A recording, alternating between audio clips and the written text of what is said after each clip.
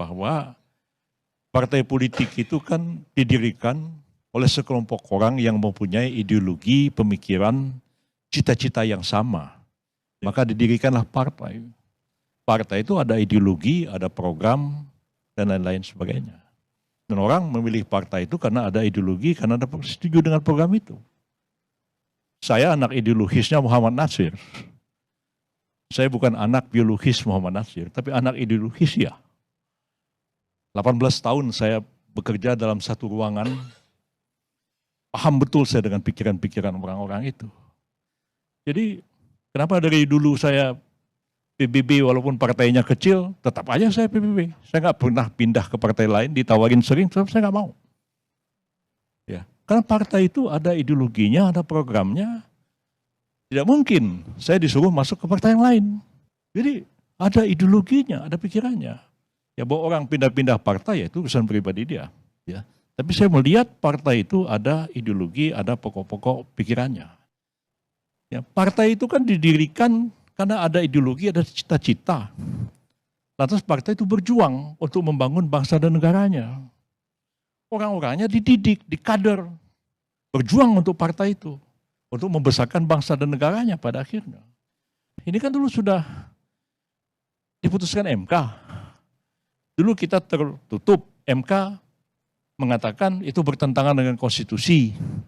Lalu kemudian proporsional terbuka.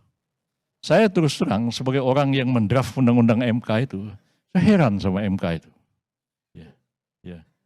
Dalam hal yang begini dia bisa mempersoalkan remeh-temeh boleh dibilang ya, soal sistem pemilu proporsional terbuka atau tertutup.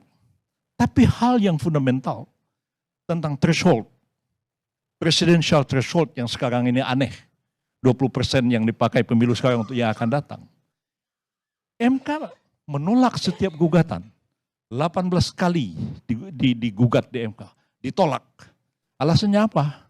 Alasannya itu adalah open legal policy. Itu adalah kebijakan terbuka pembentuk undang-undang. MK nggak bisa nilai. Lah, itu ngotot. Tidak open legal policy. Tapi yang soal sistem pemilu proporsional terbuka tertutup, MK putuskan. Padahal itu ya tidak perlu diatur dalam undang-undang dasar, tidak perlu diatur dalam undang-undang. Cukup pakai peraturan KPU aja. Saya heran dengan MK ini. Ya. Itu yang perlu dipersoalkan Pak Karni. Ya. Barangkali kalau ada hakim MK di sini bisa kita debat ramai-ramai. Ya. Walaupun ya kita mengatakan ya MK itu ya dalam ilmu hukum itu selalu dikatakan putusan pengadilan itu harus dianggap benar. Walaupun secara akademik bisa dipersoalkan.